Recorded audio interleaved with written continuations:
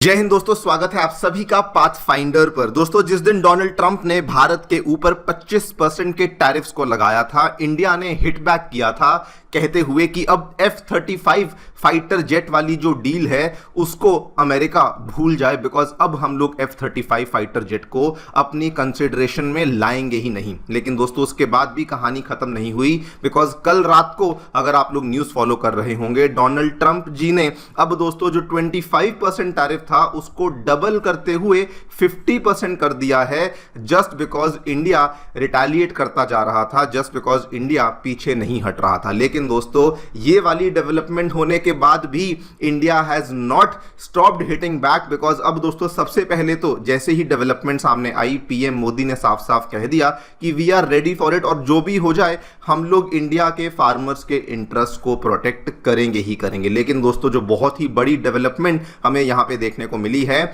हमारी Indian navy ने एक बहुत ही बड़ा झटका दे दिया है to the US government, because जैसे ही ये डेवलपमेंट सामने आई, इमीडिएटली उसके बाद दोस्तों इंडियन नेवी ने जो ऑलरेडी डील को साइन किया हुआ था, जिस डील की वैल्यू लगभग 3.6 बिलियन डॉलर की थी, यानी कि अप्रॉक्सीमेटली 30,000 करोड़ रुपए की डील थी, जिसके तहत हम लोग अमेरिका की कंपनी बोइंग से 6 पोसाइडन नेवी एयरक्राफ्ट्स को प्रोक्योर करने वाले थे। वो वाली डील को, ऑलरेडी साइन करी हुई डील को हमने दोस्तों यहां पे पॉज कर दिया है। आप लोग यहां पे देख सकते हैं, इस खबर को जगह जगह पे कवर किया गया है। इवन हमारी जो डिफेंस मैगजीन्स हैं वो भी इसको कवर कर रही हैं कि इंडिया की मिनिस्ट्री ऑफ डिफेंस के द्वारा जो 6 एडिशनल P-8I, जिनको हम लोग पोसाइडन एयरक्राफ्ट्स बोलते हैं, जिनको हम लोग प्रोक्योर करने वाले थे, उसको एक बार के लिए हमने यहां पर हॉल्ट कर दिया है। बल्कि दोस्तों, इंडिया ने इस पूरे के पूरे स्टेटमेंट में अपनी नई शर्तें भी बता दी हैं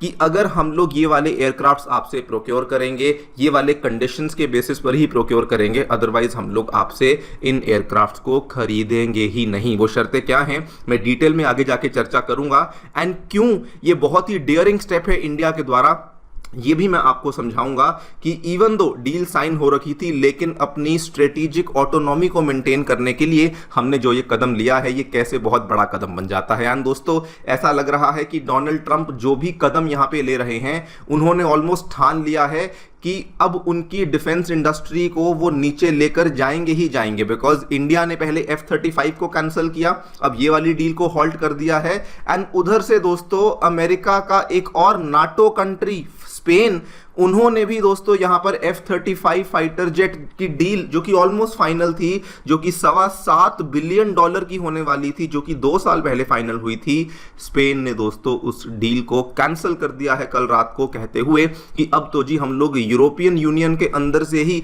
किसी फाइटर जेट को खरीदेंगे, F-35 फाइटर जेट को नहीं खरीदने वाले हैं। इन दोनों ही चीजों के बारे में चर्चा करेंगे। What is the reason India और स्पेन ने जो ये वाले कदम लिए हैं, ये क्यों लिए हैं। आइए शुरू करते हैं मेरे साथ। मेरा नाम है अनिरुद्ध। यदि आप लोग हमें फॉलो करना चाहते हैं, हमारे लेक्चर्स के अपडेट्स को प्राप्त करना चाहते हैं, तो यहां पर दिए गए टेलीग्राम चैनल्स के माध्यम से ऐसा कर सकते हैं। दोस्तों, आगे बढ़ने से पहले आप सभी को बताना चाहूंगा कि आपकी यूपीएससी परीक्षा की तैयारी को आसान एंड अफोर्डेबल बनाने के लिए अनअकैडमी ने सभी यूपीएससी से संबंधित रिसोर्सेज को निःशुल्क अवेलेबल करवा दिया है। फिर भले वो मंथली करंट अफेयर्स की मैगजीन्स हों, प्रीवियस ईयर के क्वेश्चंस हों, एनसीईआरटी नोट्स की समरीज हों, या फिर प्रीलिम्स के फ्री मॉक टेस्ट हों, इन सभी चीजों के जो लिंक्स हैं वो नीचे डिस्क्रिप्शन बॉक्स में दिए गए हैं। फिर भी आपको कोई डाउट है, कोई भी आपको क्वेरी है, तो सीधा स्क्रीन पे दिए गए इन फोन नंबर्स पे फोन कर सकते हैं, और हमारी जो डेडिकेटेड काउंसलिंग टीम है वो भी आपको असिस्टेंस प्रोवाइड करवा देगी। All right, directly coming to the news, मैं आपको थोड़ा सा दोस्तों बैकग्राउंड बता दूं। हमारी जो इंडियन नेवी है, हमारा जो ये बोइंग के पोसाइडन एयरक्राफ्ट्स के साथ जो हमारा सिलसिला है, ये बहुत सालों से चलता आ रहा है। पहली बार 2009 की बात है, इंडियन नेवी ने दोस्तों 8 पोसाइडन एयरक्राफ्ट, जिनको हम लोग P-8I बोलते हैं, इनको प्रोक्योर किया था, वो भी $2.2 बिलियन में। एक बहुत बड़ी डील थी और ये हमने प्रोक्योर कर भी लिए। तो 2016 में यही वाले पोसाइडन एयरक्राफ्ट हमने 4 और वहां से मंगवाए थे, जो कि हमने लगभग $1 बिलियन के लिए थे, और और टोटल जो हमारी फ्लीट की संख्या थी वो यहाँ पर 12 पे पहुंच गई थी। बिफोर वी टॉक अबाउट कि इसमें लेटेस्ट डेवलपमेंट क्या हुई है, मैं आपको इस एयरक्राफ्ट के बारे में थोड़ा सा बता दूं। ये दोस्तों इंडियन नेवी के लिए एक बहुत ही अहम एयरक्राफ्ट माना जाता है, बिकॉज सर्वेलेंस हुआ, इंटेलिजेंस मिशन हुए, रिकॉनेसेंस मिशन हुए, उन सभी मिशन के लिए इसी एयरक्राफ्ट का इस्तेमाल किया जाता है। जितना भी हमारा इंडियन ओशन का रीजन है वहां पर एक तरीके से निगरानी रखने के लिए इस एयरक्राफ्ट का इस्तेमाल किया जाता है, और ये it is one of the most advanced surveillance aircraft अपनी सेगमेंट में जो देखने को मिलता है। इसकी क्षमता की बात करूं तो ये लगभग 41,000 फीट तक ये फ्लाई कर सकता है, और वो भी 10-10 घंटे तक ये हवा में रह सकता है। यानी कि ये एक लॉन्ग एंड्योरेंस वाला सर्वेलेंस एयरक्राफ्ट है, जो कि बाय द वे दुनिया में बहुत ही कम कंट्रीज के पास देखने को मिलता है, और इंडिया भी उन गिनी चुनी कंट्रीज में से एक आती थी जिसने कि अमेरिका से इन एयरक्राफ्ट्स को प्रोक्योर किया था। और ये दोस्तों जो हमारे 12 एग्जिस्टिंग पोसाइडन 8I एयरक्राफ्ट्स हैं, ये बेसिकली हमारे जो इंडियन नेवी के बेसेस हैं, INS रजाली, INS हंसा, यहां से ऑपरेट करते हैं, और अभी तक ये ऑलरेडी 40,000 से भी ज्यादा फ्लाइट आवर्स को ऑलरेडी क्लॉक कर चुके हैं। यानी कि ये हमारी नेवी के लिए एक क्रूशियल कंपोनेंट माने जाते हैं, बिकॉज ये ओवरऑल इंडियन ओशन रीजन के ऊपर एक तरीके से चेक रखते हैं। एंड इसी चीज को देखते हुए 2021 में दोस्तों प्रस्ताव रखा गया था कि हम लोग 6 और यही वाले पोसाइडन एयरक्राफ्ट्स को प्रोक्योर करेंगे from the US government, and approximately इसकी जो कॉस्ट आएगी ये लगभग $2.42 बिलियन के आसपास की कॉस्ट आएगी। लेकिन दोस्तों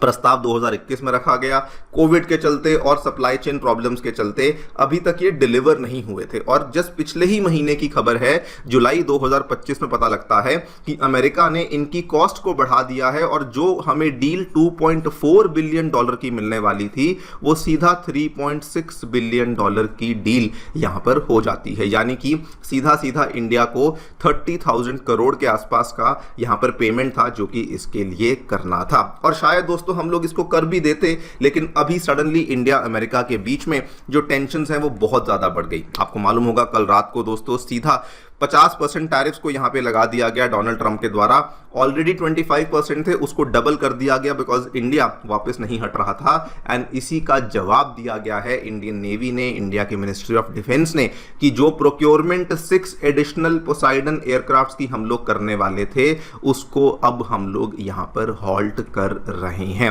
आपको पहले बता दूं, बड़ी क्लियरली कैंसिल नहीं किया है, लेकिन दोस्तों हॉल्ट कर दिया है। वेरी वेरी इंटरेस्टिंगली हॉल्ट करने के साथ साथ कुछ कुछ नए टर्म्स एंड कंडीशंस हैं जो कि इंडिया ने यहां पे लगा दिए हैं। और आप यहां पे ध्यान से देखिए, India has left open the possibility कि भाई या तो कॉस्ट कम कर दो, है ना, या फिर टैरिफ कम कर दो जो आप लगा रहे हो, या फिर कुछ और चेंजेस कर दो, तभी जाकर के हम लोग इस डील को आगे बढ़ाएंगे। कैंसिल नहीं किया है ऑन पेपर, लेकिन हाँ शर्तें लगा दी हैं और एक तरीके से डील को एक बार के लिए पॉज कर दिया है। बल्कि दोस्तों इंडिया ने